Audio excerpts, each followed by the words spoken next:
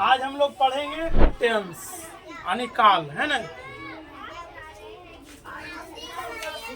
Tense यानी काल अंग्रेजी में 3 है। हम अंग्रेजी में ही क्यों लिखे?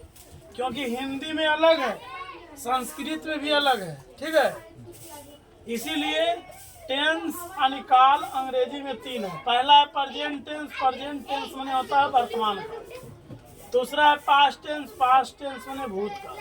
फ्यूचर टेंस, फ्यूचर टेंस माने भविष्यत काल होता है। ये 3 काल है। तीनों काल में से पहला काल है प्रेजेंट टेंस। प्रेजेंट टेंस यानी वर्तमान काल, है ना। जिस क्रिया शब्द से वर्तमान समय में घटनाओं का बोध हो उसे वर्तमान काल कहते हैं, ठीक है। जैसे उदाहरण के तौर पर में लिए हैं, राम जाता है, राम गोज, वे लोग किताब पढ़ते हैं, they read a book etc। इसमें और बहुत तरह तरह का उदाहरण हो सकता है, किंतु हम लोग एक उदाहरण के तौर पर इससे नॉर्मल रूप में पढ़ लेते हैं। इसके बारे में कैसे यहाँ पर V5 आया, V5 क्या है, इसके बारे में जब हम डिटेल से पढ़ेंगे तब इसको जानेंगे। आगे पढ़ेंगे पास्ट टेंस।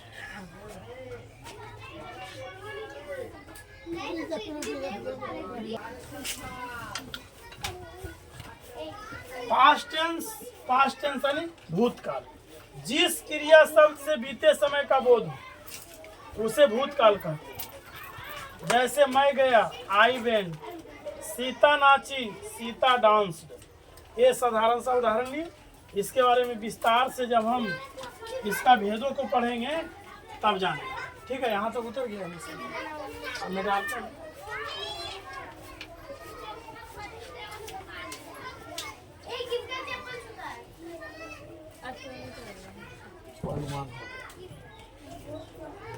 तीसरा नंबर है FUTUR, future tense. Future tense Hindi में ही परिभाषा जाने, है ना। जिस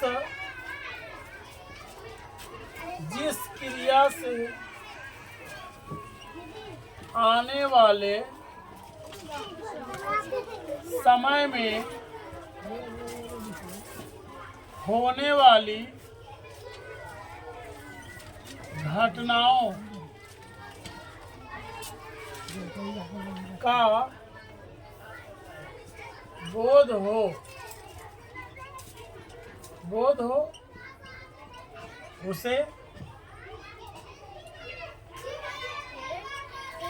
उसे भविष्यत काल कहते हैं, है ना। जैसे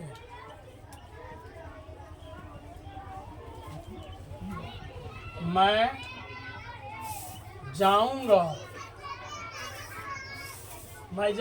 आई शैल गो। तुम किताब पढ़ोगे, you will read a book etc। हम लोग सिर्फ पहचान के रूप में थोड़ा थोड़ा इसको जाने हैं, मगर इसे गहराई से विस्तार से हम लोग जानेंगे कब? जब इन तीनों टेंस का जब चारों भेद पढ़ेंगे। 3 टेंस है, तीनों के 4 भेद है, कुल मिला के 12 टेंस है। 12 टेंस को जब पढ़ेंगे तो उसको हम डिटेल से पढ़ेंगे, है ना। इसमें डू डज का प्रयोग, है वैज का प्रयोग, फोर सिंस का प्रयोग, V5 V1 का प्रयोग, है ना। इन सब प्रकार को हम इसमें पढ़ेंगे। अभी ये साधारण रूप में थोड़ा थोड़ा परिचय जान इसको में डालें नीचे आगे। अब यहाँ से चारों भेद पढ़ने से पहले एक कार बनाएंगे, कार गाड़ी बनाएंगे। ये मेरा सफारी है, पीछे भक भक बत्ती लगा हुआ। ये पुराना मॉडल वाला कार है, नया मॉडल वाला बनाइए ना पहिया। ये कार है मेरा, ठीक है। इस कार की पहिया है।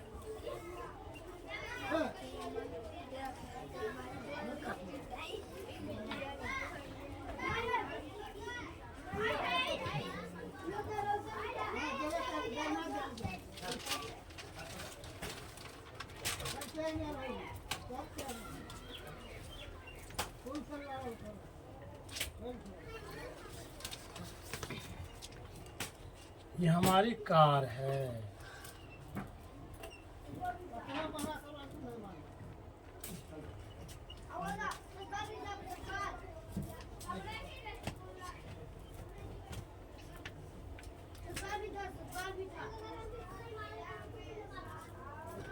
जब तक इस कार पर चढ़ेंगे नहीं तब तक ट्रेन समझ में आएगा नहीं। ये कार है।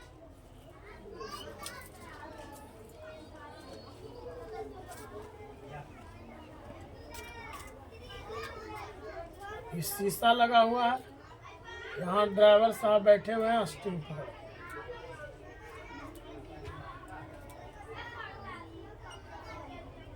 ठीक है। और ये है रोड, है ना।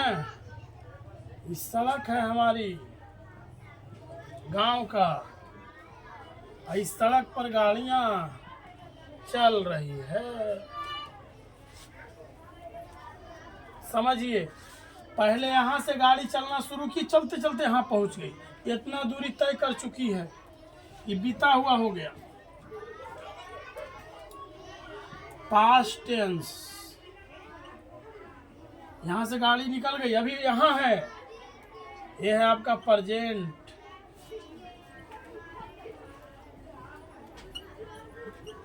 ये जगह प्रेजेंट है। अब इस रेखा के पार हमारी गाड़ी होने वाली है, तो ये है आपका फ्यूचर। फ्यूचर। चलिए, इस मानचित्र को भी आप अपने कॉपी में नोट कीजिए। इसके बाद यहाँ से हम लोग शुरुआत करेंगे। पहला PRESENT present, TENS tense. Present tense जो है 4 हैं। पहला का नाम है PRESENT प्रेजेंट इंडेफिनिट टेंस। ध्यान दीजिए, इसका एक नाम और है, इसे सिंपल प्रेजेंट टेंस भी कहा जाता है ना। इसका दूसरा नाम सिंपल प्रेजेंट टेंस भी है। Simple present tense.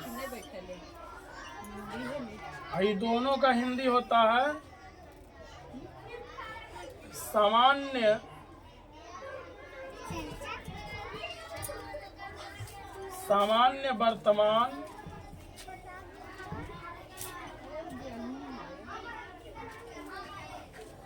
वर्तमान काल।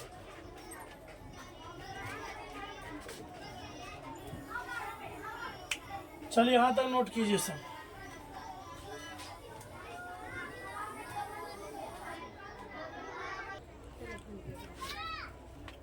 प्रेजेंट टेंस 4 है, जिसमें से पहला हम यहाँ लिखे।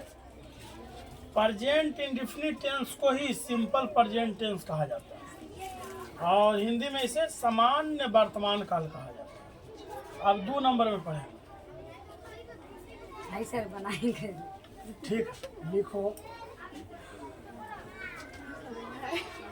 चित्र बनाना है, ड्राइंग जो बचपन में कमजोर है। एक के बाद दूसरा नंबर में है प्रेजेंट इंडेफिनिट टेंस के बाद प्रेजेंट इम्परफेक्ट टेंस। इसका भी 2 नाम है। एक नाम और है PRESENT प्रेजेंट कंटिन्यूअस डायरेक्ट बोला जाता है। Continuous tense. और दोनों का हिंदी होता है अपूर्ण वर्तमान काल, है ना। और तीसरा नंबर के नाम है प्रेजेंट, प्रेजेंट परफेक्ट टेंस, माने होता है पूर्ण वर्तमान काल। और चौथा में है प्रेजेंट परफेक्ट कंटिन्यूअस टेंस, इसे बोला जाता है पूर्ण अपूर्ण वर्तमान काल। हमने देखा कि प्रेजेंट टेंस का चारों नाम लिख लिया, चारों को हिंदी में जान लिया। सिर्फ चारों ने बरहों को एक तरफ लिख करके उसके बाद एक नंबर से हम लोग पढ़ना शुरू करें। अब इसके नीचे हम देख लिए कि प्रेजेंट टेंस के चार भेद है, चारों का नाम यहाँ पढ़ लिए। अब 2 नंबर में पढ़ेंगे पास्ट का। पास्ट टेंस, पास्ट टेंस भी 4 है। हम लोग हिंदी माध्यम वाला छात्र हैं, हिंदी इंग्लिश मिला के पढ़ेंगे, सब समझ में आएगा, है ना। पहला है पास्ट टेंस के पहला वही जो ये है, सिर्फ प्रेजेंट के जगह पर पास्ट कर देना। ये प्रेजेंट इंडेफिनिट टेंस है तो ये हो जाएगा पास्ट इंडेफिनिट टेंस। इसका भी दूसरा नाम होगा। अब इसे मिटाते हैं चित्र को।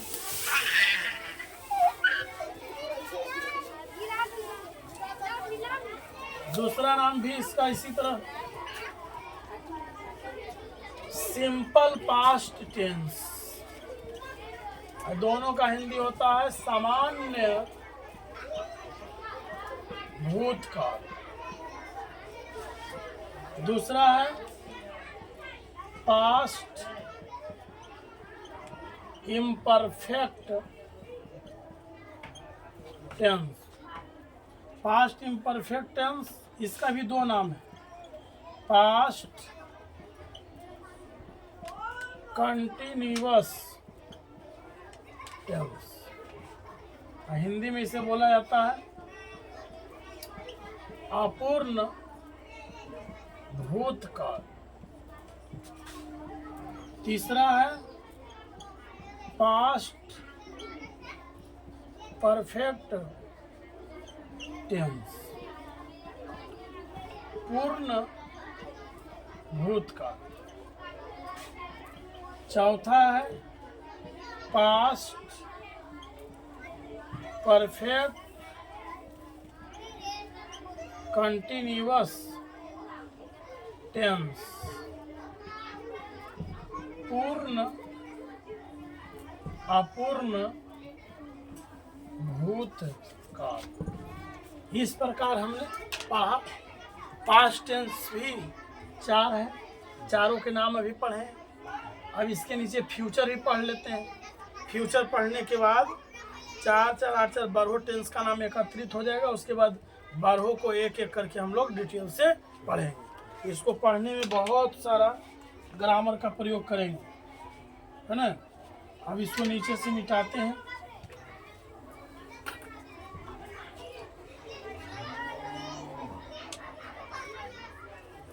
पास्ट इतना ना टेगा, फ्यूचर लिखिए।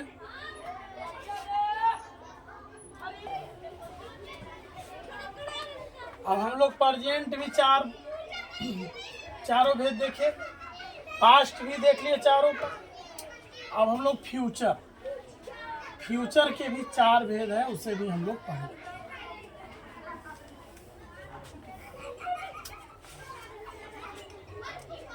यहाँ लिखेंगे 3 में फ्यूचर, FUTUR, फ्यूचर टेंस 4 है। अंग्रेजी में लिखना है तो देयर आर 4 टेंस। नंबर 1 में लिखेंगे फ्यूचर इंडेफिनिट टेंस। दूसरा नाम है इसका सिंपल फ्यूचर टेंस, है ना। ये दोनों का हिंदी होता है सामान्य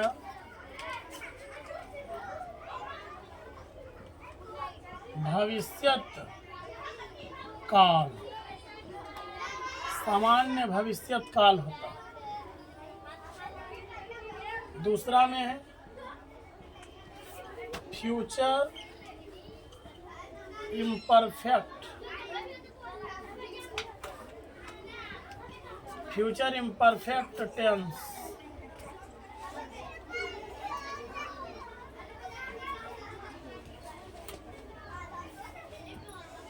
फ्यूचर इम्परफेक्ट टेंस अपूर्ण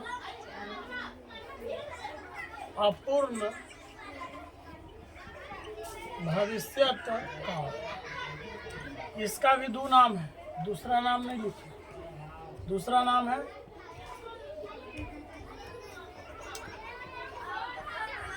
फ्यूचर कंटिन्यूअस टेंस।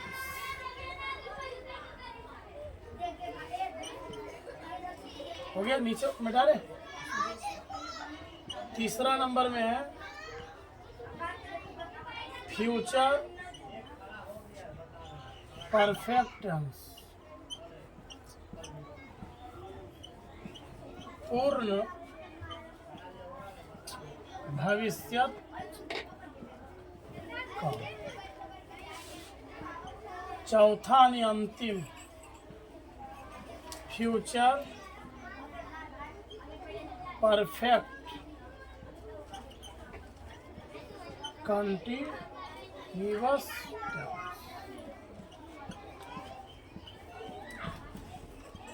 पूर्ण अपूर्ण भविष्यत काल। 12 टेंस पूरा हो गया। इस प्रकार से हम लोग प्रेजेंट टेंस के 4 भेद, पास्ट टेंस के 4 भेद, फ्यूचर टेंस के चारों भेद को हम लोग जाने। 4, 4, 8, 4, 12 भेद को हमने जाना। 12 टेंस को एक एक करके पढ़ेंगे, जिसमें से पहला टेंस शुरू करने जा रहे हैं, जिसका नाम है present indefinite tense. Present indefinite tense का एक नाम और है सिंपल प्रेजेंट टेंस, है ना। प्रेजेंट इंडेफिनिट टेंस या सिंपल प्रेजेंट टेंस के मतलब होता है सामान्य वर्तमान काल। अब एक चीज आप लोग को बता देना चाहते हैं, इन सब 12 का टेंस रट्टा रट्टी काम नहीं करना है। हम लोग इसे पढ़ेंगे किस नियम से, जान लीजिए। टेंस का नाम, पहचान, अनुवाद का नियम, है ना। अनुवाद करने का नियम और उदाहरण। और उदाहरण में हम लोग अफर्मेटिव सेंटेंस, निगेटिव सेंटेंस और इंट्रोगेटिव सेंटेंस और WH वर्ड वाला इंट्रोगेटिव सेंटेंस इस उदाहरण से लेकर के पढ़ेंगे। हम किसी भी टेंस का विस्तार से परिभाषा नहीं देंगे। परिभाषा रटने रटाने का काम खत्म। उच्च लेवल क्लास में हमें सिर्फ पहचान और अनुवाद का नियम ये सभी जानना है। परिभाषा वाला काम 8वां, 7वां, 9वां, 10वां तक चलता है। यहाँ हम लोग डायरेक्ट टेंस का नाम जानेंगे, इसका पहचान जानेंगे। पहचान के बाद अफर्मेटिव सेंटेंस, निगेटिव सेंटेंस और इंट्रोगेटिव सेंटेंस में अनुवाद का नियम और उस पर उदाहरण से सीखते जाना है। हाँ, इसके बीच में आ जाएगा डू डज का प्रयोग, V1, V5 का प्रयोग, तो यह सबको डिटेल से बताया जाएगा। परिभाषा रटने का काम यहाँ नहीं है, ज़्यादा स्टैंडर्ड बनने की ज़रूरत नहीं है, है ना। जब पूरा टेंस पढ़ लोगे उसके बाद वॉइस नरेशन पढ़ाया जाएगा, जो बिना टेंस पढ़े समझ में आ सकता नहीं। तो चलिए ठीक है, हमने 12 टेंस से परिचित हुए, 12 टेंस का नाम देखा। अब फर्स्ट नंबर टेंस का शुरुआत करते हैं, जिसका नाम है प्रेजेंट इंडेफिनिट टेंस या simple present tense. Present indefinite tense, simple present tense को हिंदी में सामान्य वर्तमान काल कहा जाता है। सामान्य समय में हुई क्रिया का बोध हो जिससे वो आपका प्रेजेंट इंडेफिनिट टेंस, साधारण सी इसमें क्रिया होता है। हाँ, इसमें जो भी क्रिया है इसका पहचान क्या जान ली। जिस हिंदी वाक्य क्रिया के अंत में ता है, ती है, ते है लगा रहे उसे हम प्रेजेंट इंडेफिनिट टेंस में समझेंगे या सिंपल प्रेजेंट टेंस में समझेंगे। इसका अनुवाद का नियम क्या है अफर्मेटिव सेंटेंस में? Subject plus V1 plus V5। Negative में subject plus do does plus not plus V1 plus object. और इंट्रोगेटिव में अनुवाद का नियम है सबसे आगे do does plus subject plus V1 plus object, है ना। और इंट्रोगेटिव का निगेटिव में भी अनुवाद का नियम है do does plus subject plus not plus V1 plus object question mark से। WH वर्ड में भी अनुवाद का नियम है। WH वर्ड में है सबसे पहले WH वर्ड, फिर प्लस डू डज, फिर उसके बाद सब्जेक्ट, फिर उसके बाद V1 और लास्ट में ऑब्जेक्ट। और WH वर्ड में भी निगेटिव है तो उसके लिए भी अनुवाद का नियम है WH word plus do does plus subject plus not plus V1 plus object. ये अनुवाद का नियम है। इस पर हम लोग उदाहरण को पढ़ेंगे। तो चलिए इसी के साथ इसको समाप्त करते हैं। मिला रहे पूरा ठीक। अब यहाँ से समझने वाली बात है, जहाँ समझ में न आए प्रश्न कीजिए, पूछिए, पूरा अच्छा से जानिए। उधर गया सबका। सबसे पहला का नाम है PRESENT प्रेजेंट इंडेफिनिट टेंस। या दूसरा नाम SIMPL सिंपल प्रेजेंट टेंस, जिसे हिंदी में बोला जाता है सामान्य वर्तमान काल के नाम से जाना जाता है। इसका परिभाषा रटा रटी झंझट खत्म। CBSE बोर्ड में जाके रटना है, ये बिहार बोर्ड है ना। अब लिखना यहाँ पहचान। पहचान में जिस हिंदी वाक्य के क्रिया के अंत में ता है, ती है, ते हैं, ते हो, ती हो, ती हैं आदि शब्द लगा रहे तो उस वाक्य को प्रेजेंट इंडेफिनिट टेंस में समझा जाता है। हो गया पहचान।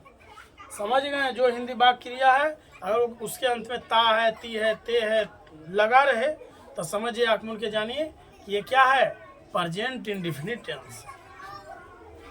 अब प्रेजेंट इंडेफिनिट टेंस में हम लोग पढ़ने के पहले अब अलग अलग ग्रामर में पढ़ेंगे तो जोड़ने में कनेक्शन भूल जाता है। हम जान रहे हैं कि जब हम प्रेजेंट इंडेफिनिट टेंस पढ़ेंगे तो अनुवाद का नियम है subject plus V1 plus V5, तो यहाँ पर हम लोग थोड़ा सा भार्व का रूप को भी पढ़ लेंगे ताकि इसके नीचे समझ में अच्छा से आ जाएगा उदाहरण। क्या क्या पढ़ना पड़ेगा? सबसे पहले भार्व का रूप पढ़ना है ना, VERV भार्व।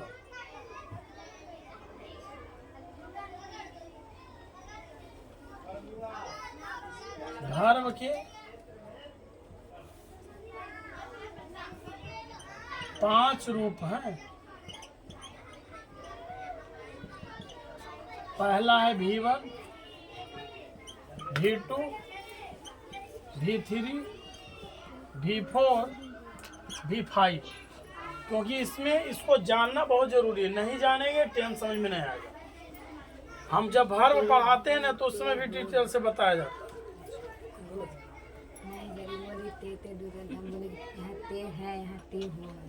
हाँ, ते हैं ते हो, दोनों अंतर। भार्व के 5 रूप हैं, V1, V2, V3, V4, V5।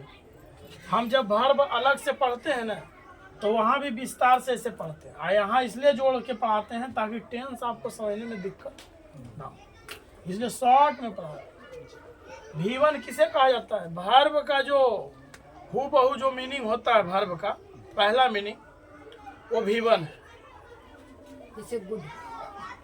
Good जो है विशेषण है, जी सर। भार्व में क्रिया होना चाहिए। जैसे गो हो गया, राइट हो गया, हूबहू जाना लिखना, रीड हो गया, और आपका PLAY पले हो गया, कम। बाई हो गया, कम हो गया। 5-6 मीनिंग से हम लोग पकड़ लेंगे। इहू बहु मीनिंग है, वो मैंने जाना, राइट मैंने लिखना, रीड मैंने पढ़ना, पले मैंने खेलना, बाई मैंने खरीदना, कम मैंने आना। इहू बहु जो क्रिया है उसका ये रूप है। भिट्टू में जाएंगे ना तो भिट्टू का रूप को याद करना होगा, इसका कोई नियम बनाने का नहीं। हाँ, V5 और V4 बनाने का नियम है, मगर V2 और V3 आपको याद करना पड़ेगा। याद रहे, 6ठा से 8वां क्लास में जब पढ़ा रहे थे तो उसमें जब टेंस पढ़ाए थे तो जूनियर इंग्लिश ट्रांसलेशन के पीछे भार्व 3 तक का मीनिंग था जिसको हम याद करवाए थे। अब उन सबको यहाँ डिटेल बताना नहीं, हिंट देंगे कि क्लास में ऐसे आप पढ़े थे। तो ये तीनों रूप को याद रखना होगा। जब याद भी किए, यहाँ सिर्फ इशारा दे रहे हैं कि V1, V2, V3, V4, V5 ऐसा होता है ना। V2 में गो है तो गो का V2 बेंट होता है, राइट का रोट होता है ना। और रीड ऐसा शब्द है कि उच्चारण भले रेड होगा मगर तीनों रूप में RED ही लिखाएगा। पले का पलेड होगा, PLAYD। बाई के वाउट होगा, BOUGHT। और कम का केम होता है भिट्टू में, CAM। अब हम लोग आ जाएंगे V3 में। V2 V3 अधिकांश भार्व का मिलता जुलता होता है। बेंट है ना तो इसका V3 गोन होता है। रोट का रिटेन होता है, WRITTEN। Read red, RED। तीनों रूप एक जैसा। पले का प्लेड, V2 और V3 एक जैसा। बाउट के V2 और V3 एक जैसा होता है। कम केम कम, इसका V1 और V3 एक जैसा होता है। सिंपल रूप में थोड़ा सा हिंट दिए आप लोग को, 6ठा 7वां 8वां इस सब क्लास में V3 तक भार्व फॉर्म का 3 रूप तक देखे हो। हाँ, चौथा रूप में बहुत इजी है, इसको हम बना के सीख लेंगे। जो मेन वर्ब है उसमें आप ING जोड़ दीजिए, जो मेन वर्ब है उसमें ING जोड़ दीजिए, V4 बन गया। गो है तो गो में सिर्फ ING लगा दीजिए, ये हो गया आपका V4। समझ में आ गया? राइट है उसमें भी ING लगा दीजिए, WRITING, राइटिंग है ना। रीड में भी लगा दीजिए REDING, रीडिंग। पले में भी लगा दीजिए PLAY ING, playing. Buying BUYING, coming COMING। इस प्रकार आपने आसानी से सीख लिया कि जो है इसमें हम ING लगा के V4 कर लेंगे। अब हम लोग पढ़ेंगे V5। V5 जानते हो क्या है? जिसके अंत में S या ES जोड़ देंगे ना तब V5 बन जाएगा। अब जानना ये होगा कि किस में हम लगाएंगे S और किस में लगाएंगे ES। तो बस याद रखिए, जो हम आप लोग को नंबर पढ़ाए हैं ना, नंबर में जिस तरह से S ES लगता है वही रूल यहाँ है। जिसके अंत में O रहेगा उसमें ES लगाएंगे, है ना। जिसके अंत में बाई या बाइक पहले भवेल रहेगा उसमें सिर्फ S लगेगा। मगर बाइक पहले कंसोनेंट है तो उसको बाई को आई में बदल के S लगाएंगे। ये नियम हमने नंबर में पढ़ाया था, उसी नियम के अनुसार इसमें भी 5 बदलेगा। जैसे यहाँ है गो, अंत में ओ है ना, एक ओ है तो इसमें यस लगेगा। राइट में ई तो है, ये सिर्फ यस लगा देना है, WRITE यस लगा देना है। रीड में यस लगेगा, READS रीड्स। पहले देखो बाई तो है मगर पहले भवेल है, कंसोनेंट रहता तो आई में बदल के हम ES लगा दे। जैसे कराई मैंने चिल्लाना है ना, तो इसका जब लिखने की बारी आता है तो कराई CRIES लगा सकते हैं, ठीक है। यहाँ पले है तो PLA Y plays, BU Y है ना, COMES कम, इस प्रकार से। अब रह गई बात ये कि इन सब का प्रयोग कहाँ होगा। तो बाबू हम लोग जो present indefinite tense, simple present tense पढ़ने जा रहे हैं, समान वर्तमान काल, इसमें प्रयोग है V1 और V5 का, V1 V5 का। अब बोलेंगे कि V1 कब लगेगा, V5 कब लगेगा। अब इसके बारे में V1 और V5 के बारे में भी हम यहाँ डिटेल से लिख दे रहे हैं। पर्सन हम पढ़ा चुके हैं, first person, second person, third person के प्लूरल में हम V1 लगाएंगे और थर्ड पर्सन के सिंगुलर में V5 लगाएंगे। अब जो बोले हैं उसको हम 2 तरीके से लिखें। पहले यहाँ तक आप लोग क्या कीजिए, नोट कीजिए।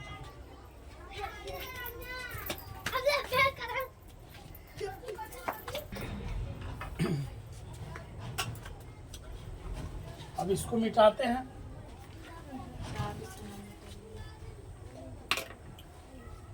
देखिए अब हम लोग जानेंगे, ये तो V5 का रूप देख लिए। अब हम लोग जानने जा रहे हैं कि V1 और V5 का प्रयोग कहाँ है। तो इस तरह से हम V1 लिख के डैश दे देंगे। V1 का प्रयोग लिख के डैश। V1 का प्रयोग कहाँ होता है, पर्सन के हिसाब से और प्रोनाउन के हिसाब से, दोनों हम लिख देते हैं। FIRST first, PERS person, SECOND second person और THIRD थर्ड, PERS पर्सन के प्लूरल नाउन्स के साथ V1 का प्रयोग होता है। हमें पता है फर्स्ट पर्सन आई भी है, सेकेंड पर्सन यू है और थर्ड पर्सन के प्लूरल नंबर में दे आ गया या तो प्लूरल नाउन आ गया, है ना। तो मीनिंग के हिसाब से भी हम लिख देते हैं। V1 का प्रयोग, चलिए प्रोनाउन के अनुसार फर्स्ट पर्सन में कौन कौन प्रोनाउन आता है, आई बी। देखो बाबू, जो कर्ता के रूप में, सब्जेक्ट के रूप में आएगा उसी को हम लिखेंगे, हाँ उसी के साथ V1 लगता है। ऑब्जेक्ट और पोजेसिव के अनुसार V1 V5 का प्रयोग होता नहीं है, सब्जेक्ट के अनुसार होता है। तो फर्स्ट पर्सन में 2 ही सब्जेक्ट है, आई बी वंस लिखल है, समझ आए फर्स्ट पर्सन से, ठीक है, सिंगुलर है प्लूरल है। उसके बाद बाई और यू है, यू आपका आ गया किससे, सेकेंड से। और उसके बाद आ गया दे, THY दे हो गया। आया तो प्लूरल नाउन्स। प्लूरल नाउन्स के उदाहरण में जैसे बॉयज आ गया, बॉयज में लड़के, ढेर सारा लड़का। गर्ल्स आ गया, गर्ल्स आ गया, ETC इसी प्रकार से, है ना, के साथ भी1 का प्रयोग होता। इसका उदाहरण जानेंगे डायरेक्ट नियम में, अनुवाद में जाके हम प्रयोग करेंगे डायरेक्ट, है ना। हम लोग जान गए कि V1 का प्रयोग कहाँ होगा, ये जाने। अब V1 के प्रयोग के बाद V5 को भी जान लेते हैं। ये V1 का प्रयोग तो जान गए, first person, second person, third person के प्लुरल नंबर के साथ। I, B, U, दे या प्लुरल नाउन से आएगा, बॉयज, गर्ल्स, इस तरह से फार्मर्स, है ना, ये सब आएगा तो उसमें हम लगाएंगे। अब हम लोग जानेंगे V5 का प्रयोग। V5 का प्रयोग मात्र एक ही चीज, V5 का प्रयोग। V5 का प्रयोग जो है सिर्फ थर्ड सिंगुलर, थर्ड पर्सन को सिंगुलर, थर्ड PERS पर्सन के सिंगुलर नाउन्स के साथ V5 का प्रयोग होता है। हो गया। अब प्रोनाउंस या नाउन्स के अनुसार जान लेते हैं। दोनों लिखने से दोनों याद रहता है। V5 का प्रयोग थर्ड पर्सन के सिंगुलर में आ गया ही, सी, इट हो गया। राम लिख दिए तो समझो दुनिया में जितना लड़का पुरुष जाति है सबका बोध हो गया राम से। सीता से दुनिया में जितना लड़की का नाम है या स्त्रीलिंग में जो भी आता है सब सीता से बोध हो गया। सिंगुलर NOUNS नाउन, जैसे इजी में बॉय सिर्फ आ गया, बॉय हो गया। इसके जगह पर उदाहरण में जैसे बॉय हो गया, GIRLS गर्ल्स हो गया, HORS हॉर्स सिंगुलर में एक गो आ गया। इस तरह से ETC इस तरह से रहेगा जो सिंगुलर नाउन। इन सब के साथ हम V5 लगाएंगे। अब हम लोग V1 V5 जान गए। अब हम लोग लिख सकते हैं यहाँ पर अफर्मेटिव, AFFIR अफर्मेटिव सेंटेंस। यानी अनुवाद का सबसे पहला नियम हम लोग पढ़ने जा रहे हैं अफर्मेटिव सेंटेंस। इसमें लिखेंगे अनुवाद का नियम, अनुवाद का नियम। अनुवाद का नियम अफर्मेटिव में सिर्फ हम लोग अनुवाद का नियम अफर्मेटिव, निगेटिव, इंट्रोगेटिव तीनों में सीखेंगे एकाएक ही। सबसे पहले बॉय लिखा, गर्ल्स लिखे, इस लगा दिया। अच्छा यहाँ गलती हो गया, गर्ल होगा, प्लुरल हो जाएगा। अनुवाद का नियम में subject plus V1 plus V1 या V5 प्लस ऑब्जेक्ट, ये अनुवाद का नियम मात्र एक ही को है अफर्मेटिव में। अब उदाहरण के तौर में ले लेते हैं, इजी में लिखेंगे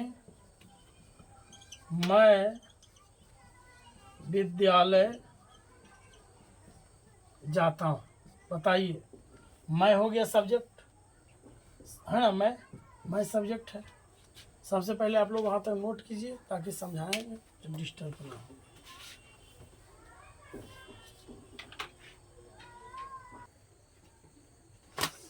अब देखिए ये सब्जेक्ट है तो सब्जेक्ट में मैं हो गया, मैं का आई, V1 की V5। अब इसको पहचानना है कि मैं जो है कौन पर्सन है। अब हम बोल रहे हैं, तुम सुन रहे है ना, हम बोल रहे हैं, अच्छा हम बोल रहे हैं ना, हम बोल रहे हैं तो हम अपने लिए मैं तो वही मैं है, तो हम अपने लिए लगा रहे हैं मैं, तो बोलने वाला फर्स्ट पर्सन। तो फर्स्ट पर्सन के साथ ऊपर में क्या लिखे थे V1 लगेगा।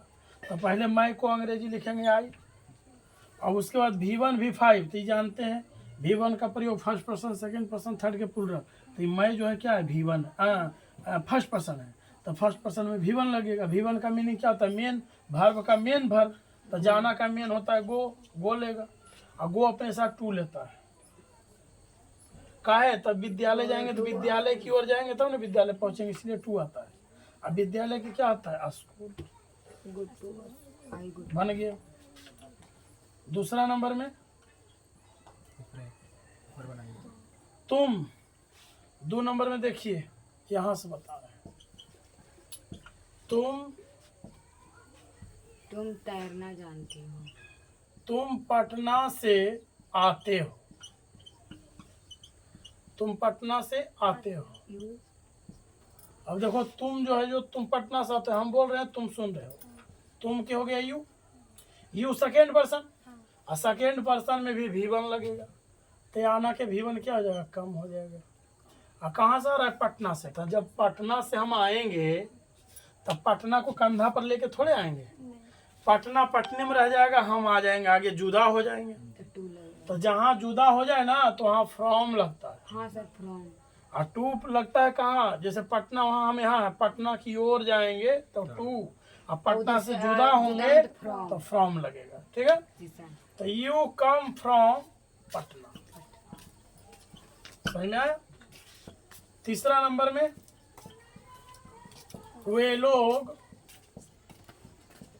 मैदान में खेलते हैं, वे लोग मैदान में खेलते हैं।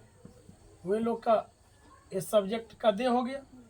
V1 V5, तो देखो बाबू थर्ड पर्सन है, हम बोल रहे हैं तुम सुन रहे हो, वे लोग खेलते हैं, वे लोग के बारे में चर्चा कर रहे हैं, जिसके बारे में बात किया जाए वो थर्ड पर्सन।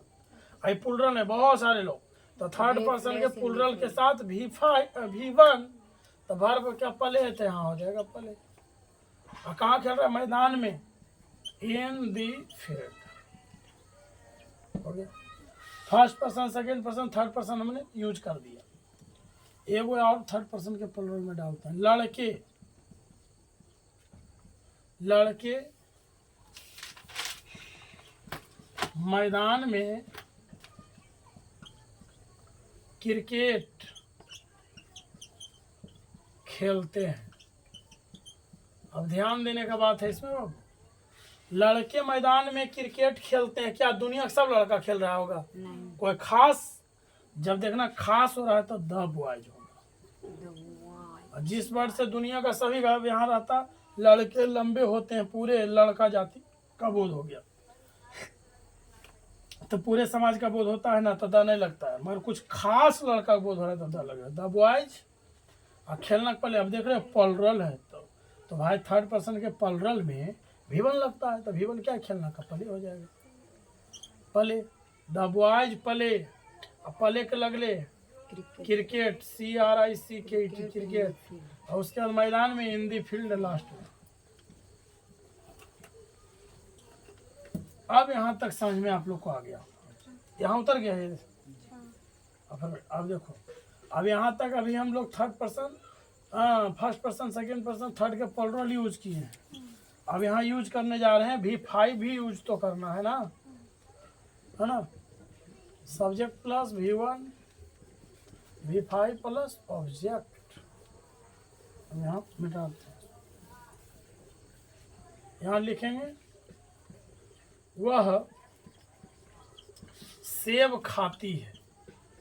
अब देखो यहाँ वह क्या स्त्रीलिंग है, तो सी हो जाएगा। अब बताइए, वह से तो एक व्यक्ति का बोध हो रहा है, सिंगुलर, और वह सेब खाती है, हम उसके बारे में बात कर रहे हैं, ये थर्ड पर्सन है। थर्ड पर्सन के साथ V5 लगेगा, क्या लगेगा? V5। अब V5 के मतलब ये होता है कि मेन भर में एस या ES लगाना, तो खाना की ये टीट हो गया, एस लगा दीजिए, हो गया V5।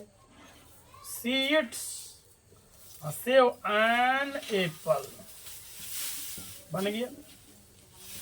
अगला है वह किताब पढ़ता है, अब पुल्लिंग है तो ही हो जाएगा। ही भी एक व्यक्ति का बोध हो रहा है, थर्ड पर्सन है। थर्ड पर्सन में हम थर्ड पर्सन पढ़ना की रीड होता है तो रीड हो जाएगा, ए बुक। अगला, लड़का मैदान में दौड़ता है। लड़का मैदान में दौड़ता है, कोई खास लड़का है तो हो जाएगा द बॉय, है ना। दुनिया का सब लड़का थोड़े मैदान में दौड़ रहा होगा, है ना। लड़का मैदान में दौड़ता है, द बॉय सिंगुलर है, V5 लगेगा, दौड़ना रन्स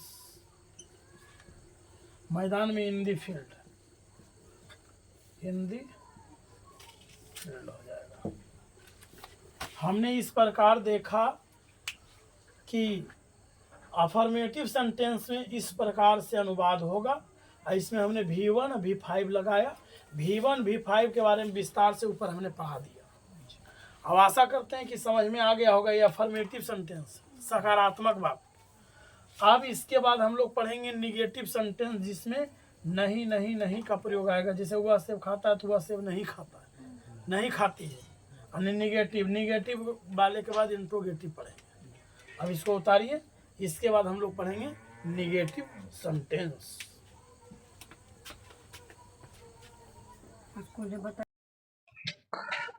सबसे पहले डू का प्रयोग पढ़ लेते हैं। डीओ डू का प्रयोग।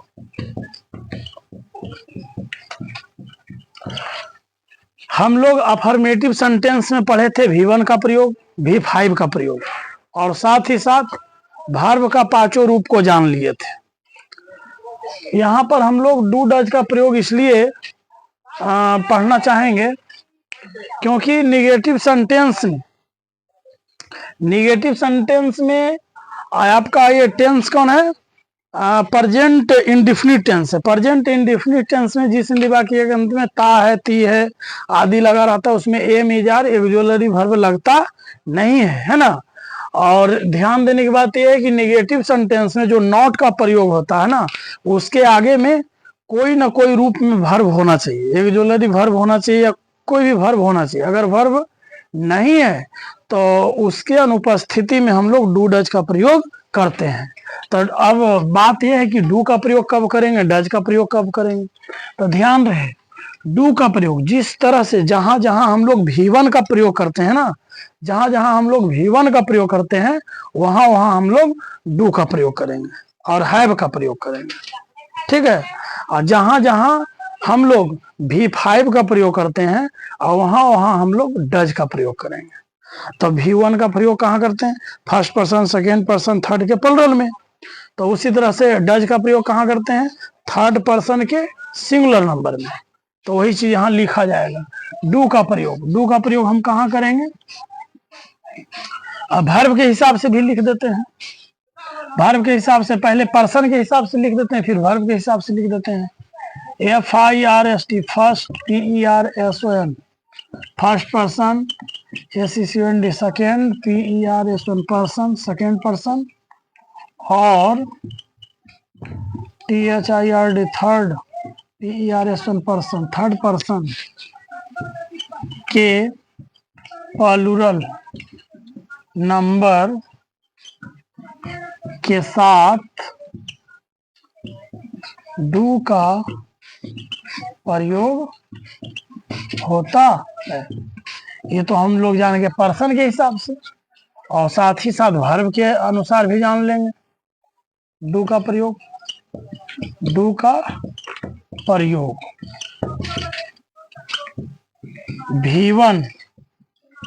V1 के साथ डू का प्रयोग,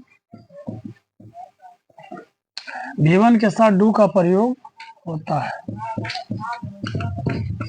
ना। अगला, अब हम लोग डू का प्रयोग जान गए हैं, अब जानेंगे हम लोग डज का प्रयोग। किसका प्रयोग जानेंगे, डज का प्रयोग, DOS डज का प्रयोग। देखिए, डज का प्रयोग पर्सन के हिसाब से सिर्फ थर्ड पर्सन के सिंगुलर नंबर के साथ। THIRD third, PERSON person, third person के सिंगुलर नंबर या नाउन है ना, थर्ड पर्सन के सिंगुलर NUMBER नंबर के साथ डज का प्रयोग होता है। हो गया। इसके बाद डज का प्रयोग वर्ब के हिसाब से लिखेंगे। V5 के साथ डज का प्रयोग होता है। हम लोग जान गए कि कहाँ कहाँ हम लोग करेंगे डज का प्रयोग। V5 के साथ डज का प्रयोग होता है। V5 क्या है, अफर्मेटिव सेंटेंस के समय पढ़ा दिए। V1 क्या है, अफर्मेटिव सेंटेंस के समय में पढ़ा दिए। अब पढ़ाए हुए चीज को दोहराना, समय बर्बाद करना बराबर है ना। ऐसा first person, second person, third person ये सब जानते ही हो, है ना। फर्स्ट पर्सन में आई भी, सेकेंड पर्सन में यू, थर्ड पर्सन में दे या तो प्लुरल नाउन्स आ जाएगा। ठीक है। और वर्ब के हिसाब से V5 तो जानते हो, जिस वर्ब में यस या यस लगा हो V5 है, जिसमें कुछ नहीं लगा है वो V1 है। ये सब तो पहले पढ़ा चुके हैं। अब यहाँ से हम चलते हैं नेगेटिव सेंटेंस का अनुवाद का नियम में। अनुवाद का नियम, निगेटिव में अनुवाद का नियम पता है क्या है, subject plus do oblique does, उसके बाद जस्ट नॉट आएगा। और जान लीजिए जिसमें डू डज लग गया उसमें फिक्स है कि V1 आएगा, V5 आएगा ही नहीं, है ना। V1 और प्लस ऑब्जेक्ट हो जाएगा बस। अगर आप चाहेंगे तो इसको शॉर्ट में लिख सकते हैं ऐसे, सब्जेक्ट प्लस डू और प्लस नॉट, शॉर्ट में डोंट लिख सकते हो, और डज प्लस नॉट को डजंट लिख सकते हो। समझ गए। अब आइए इसका उदाहरण में जैसे मैं विद्यालय नहीं जाता हूँ, मैं विद्यालय नहीं जाता हूँ। मैं का यहाँ सब्जेक्ट में हो गया मैं, आई। याद कीजिए यहाँ पर मैं फर्स्ट पर्सन है ना, और फर्स्ट पर्सन के साथ में क्या प्रयोग होगा, यहाँ लिखा है फर्स्ट पर्सन के साथ डू का प्रयोग, और साथ ही साथ V1। आपको पता है कि मैं के साथ जाना का गो लगेगा, V1 लगेगा। तो दोनों के हिसाब से, पर्सन के हिसाब से भी डू, और वर्ब के हिसाब से V1 इसमें आएगा, फर्स्ट पर्सन के साथ V1, तो इसमें डू का प्रयोग होगा, है ना। क्या हो जाएगा, डू। याद रखिए डू आएगा और नहीं का नॉट आएगा, तो आप अलग अलग डू नॉट लिख सकते हैं तो डोंट लिख सकते हैं। तो डू नॉट लिखते हैं, शॉर्ट में ही लिखते हैं, डू अलग नॉट अलग, या तो डू नॉट जोड़ करके डोंट एक साथ। तो I don't subject plus don't या तो डजंट हो गया V1, जाना का गो, गो अपने साथ क्या लेता है, टू लेता है, और ऑब्जेक्ट में क्या है, स्कूल। हो गया। सेकेंड नंबर में है तुम किताब नहीं पढ़ते हो, तुम किताब नहीं पढ़ते हो। देखिए यहाँ सब्जेक्ट में तुम का हो गया यू, और यू भी सेकेंड पर्सन है, सेकेंड पर्सन के साथ भी डू का प्रयोग। सेकेंड पर्सन में भी V1 लगता है, V1 में रीड आएगा, तो इसमें हम डोंट लगा देंगे, don't, you don't read a book, बन गया आपका डू। अब देखिए फर्स्ट पर्सन सेकेंड पर्सन में बना दिए। अब कुछ उदाहरण यहाँ बता देते हैं, तीसरा उदाहरण में लिखेंगे हम लोग बाजार नहीं जाते हैं। हम लोग का बी हो जाएगा, फर्स्ट पर्सन है, फर्स्ट पर्सन के साथ V1 आता है, V1 के साथ क्या लगेगा, डू लगेगा, और डू में नॉट जोड़ेंगे तो don't, we don't go to market. ठीक है। अगला नंबर नेक्स्ट में, अब थर्ड पर्सन में देख लेते हैं। थर्ड पर्सन में जैसे सीता, सीता पत्र नहीं लिखती है, सीता पत्र नहीं लिखती है, सीता पत्र नहीं लिखती है। कैसे बनाएंगे? आपका सब्जेक्ट में क्या है? सीता है। सीता क्या है? थर्ड पर्सन है। किसी भी व्यक्ति का नाम है जो है जो थर्ड पर्सन के अंतर्गत आता है। एक चीज और, थर्ड पर्सन के साथ V5 लगेगा, और जिसमें V5 उसमें हम लोग डज नॉट लगाएंगे। क्या लगाएंगे? डज नॉट लगाएंगे। तो डज नॉट यानी doesn't, Sita doesn't, Sita doesn't, Sita doesn't हो गया। Subject plus do not does not plus V1। V1 में क्या है? लिखना के write, WRIT, write a letter, write a letter हो जाएगा। ओके, अब आप लोग का यहाँ तक हो गया। आप लोग कीजिए, इसको उतारिए। हाँ, तो देखे हम लोग, सीता पत्र नहीं लिखती है, थर्ड पर्सन था और सिंगुलर है, तो सब्जेक्ट में सीता हो गया, इसके साथ डज नॉट लगाएंगे। अब V1 लगेगा राइट ए लेटर। उसी तरह से देखिए चौथा के बाद पांचवा एग्जाम्पल, वह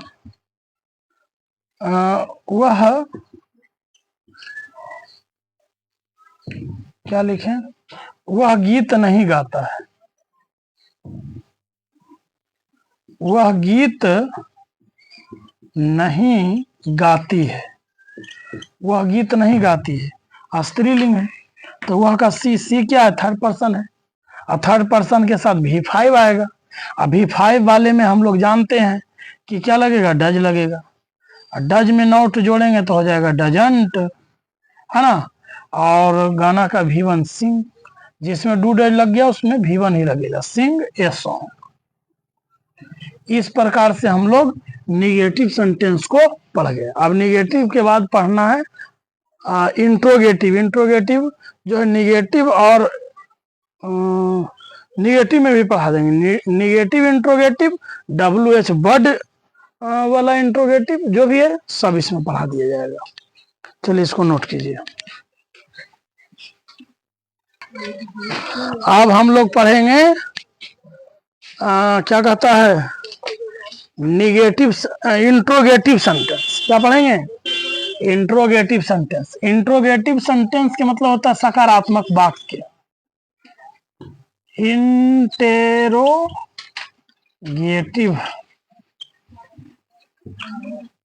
सेंटेंस पढ़ना, इंट्रोगेटिव सेंटेंस पढ़ना। इंट्रोगेटिव सेंटेंस में सकारात्मक वाक्य। सकारात्मक वाक्य में हम लोग कुछ एक्स्ट्रा, इंट्रोगेटिव सेंटेंस में प्रश्नात्मक वाक्य, हाँ मिस्टेक हो गया बोलने में। इंट्रोगेटिव सेंटेंस में प्रश्नात्मक वाक्य, जिसमें प्रश्न करने वाला वाक्य आए। क्या मैं पढ़ सकता हूँ? क्या आप लोग घर जा सकते हैं? अब सकना वाला आगे इंट्रोगेटिव के जैसा ही लग रहा है ना। इसमें इस तरह से भी ला सकते हैं। क्या मैं पत्र लिख सकता हूँ? क्या मोहन पढ़ता है? क्या सीता गाती है ना। और इंट्रोगेटिव निगेटिव में भी सेंटेंस होता है। क्या राधा पत्र नहीं लिखती है ना। वे लोग विद्यालय, क्या वे लोग विद्यालय नहीं जाते हैं? इस तरह से इंट्रोगेटिव में अलग से कोई नियम में नहीं। जो हम लोग अफर्मेटिव और निगेटिव में 2-3 वो रूल पढ़े, V1 V5 और डू और डज का प्रयोग, उन्हीं सब का प्रयोग यहाँ करना है ना। इसलिए हम इंट्रोगेटिव सेंटेंस में कुल मिलाकर के 3-4 प्रकार का सूत्र है, अनुवाद का नियम है, जिसको पहले लिखते हैं उसके बाद समझाएंगे। जो इसके पहले पढ़े हो उसी को यूज करना है। चलिए तो लिखना है अनुवाद का नियम। अनुवाद का नियम में पहला नियम क्या है वो जानेंगे। पहला नियम है, सबसे पहले डू आगे आएगा, do oblique does. Do does plus subject plus, जिसमें डू डज लग गया उसमें V1 ही लगेगा, V5 नहीं लगेगा। V1 प्लस ऑब्जेक्ट, और उसके बाद क्वेश्चन मार्क चिन्ह लगाना नहीं भूलना है ना। दूसरा नंबर में इसी का निगेटिव बना देना है, do oblique does plus subject के बाद इसमें नॉट जोड़ देना है, V1 वैसा ही रहेगा, फिर उसके बाद ऑब्जेक्ट आ जाएगा, फिर क्वेश्चन मार्क चिन्ह आ जाएगा। तीसरा नंबर में WH बर्ड से WH bird plus do oblique does plus, उसके बाद यहाँ आएगा सब्जेक्ट, फिर V1 प्लस ऑब्जेक्ट, लास्ट में हम जोड़ेंगे इसमें क्वेश्चन मार्क चिन्ह लगा देंगे। ठीक है, आगे देखो।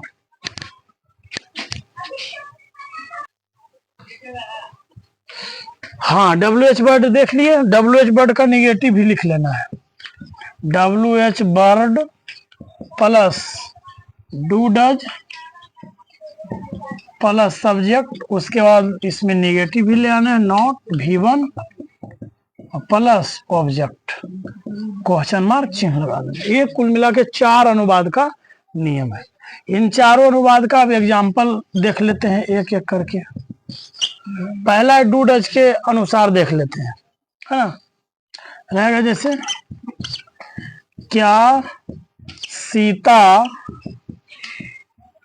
क्या सीता बाजार जाती है।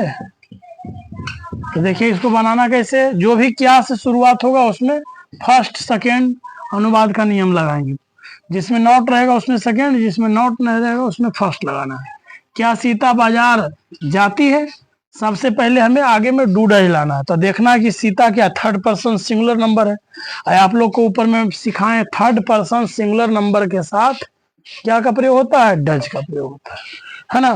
तो यहाँ हम डज लाएंगे आगे।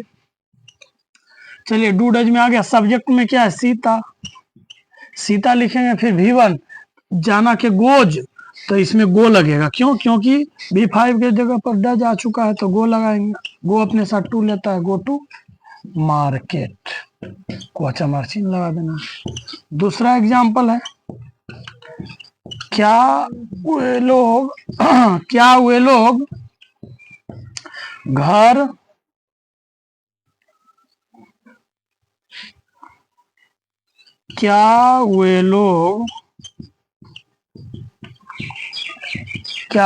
किताब नहीं पढ़ते हैं। क्या वे लोग किताब नहीं पढ़ते हैं, तो बनाना है यहाँ पर वे लोग क्या है, थर्ड पर्सन है किंतु प्लुरल है। थर्ड पर्सन प्लुरल में डू का प्रयोग होता है, तो यहाँ डू लगाएंगे। डू डज में डू आ गया, सब्जेक्ट में क्या हो जाएगा, दे हो जाएगा। उसके बाद दे के बाद क्या लगाना है, डू हो गया, दे हो गया, V1 क्या है, पढ़ना का, रीड हो जाएगा, रीड। रुक जाओ, गलत हो रहा है, पहले हो गया डू, फिर सब्जेक्ट हो गया। उसके बाद देखिए इसमें निगेटिव आ चुका है, तो निगेटिव का नॉट लगा देना है ना। डू दे नॉट, उसके बाद V1 में क्या रीड है, रीड, ए बुक हो गया। तीसरा नंबर में आ जाते हैं हम लोग, WH बर्ड में आ जाते हैं। WH बर्ड होता क्या है इसको जान लीजिए। WH बर्ड में आ जाता है WH वाट मने क्या, वाई मने क्यों, भेयर मने कहाँ, है ना, भेयर मने कहाँ हो गया, हु मने कौन हो गया, हुम हो गया, हुज हो गया, है ना, बेन हो गया, और आपका HOW हाउ हो गया। ये सब मीनिंग को ही हम लोग बोलते हैं WH बर्ड।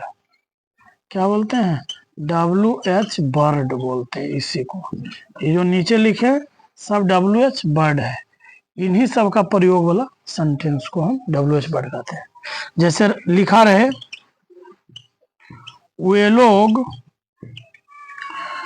लोग मैदान में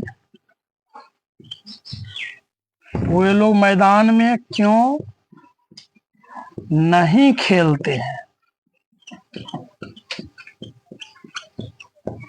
वे लोग मैदान में क्यों नहीं खेलते हैं? तो सबसे पहले हम लोग WH वर्ड लाएंगे। तो WH वर्ड कौन है? क्यों। तो क्यों का होता है why, WHY why. WH word हो गया। उसके बाद डू डज बाबू पर्सन के हिसाब से। वे लोग क्या है? थर्ड पर्सन है। अभी देखना है सिंगुलर है प्लुरल। क्यों? क्योंकि प्लुरल के साथ डू और सिंगुलर के साथ डज लगता है। तो यहाँ वे लोग बहुत सारे लोग हैं, तो प्लुरल है, तो इसके लिए हम क्या लाएंगे? डू लाएंगे। तो देख लिए WH वर्ड के बाद डू डज, उसके बाद सब्जेक्ट में वे लोग का दे हो जाएगा। उसके बाद क्या है? V1 तो खेलना के पले। अच्छा नहीं भी आ गया है, निगेटिव से नीचे वाला दे दिए, तो सब्जेक्ट के बाद पहले नॉट लगाना है, नॉट। अब V1 में खेलना का पले, और उसके बाद ऑब्जेक्ट में लास्ट में डाल देना है, मैदान में, इन दी फील्ड। समझ में आ गया? अब देखिए इसका थर्ड वाला का प्रयोग नहीं किए, पहले फोर प्रयोग हो गया, फोर्थ वाला लिखेंगे।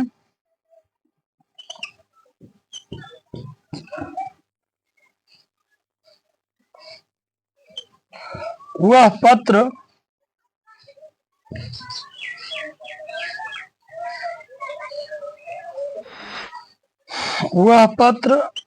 कहाँ लिखता है? वह पत्र कहाँ लिखता है? तो कहाँ का अंग्रेजी क्या होता है? WH वर्ड में वेयर हो जाएगा। उसके बाद डू डज, तो वह के साथ क्या आता है? डज आता है।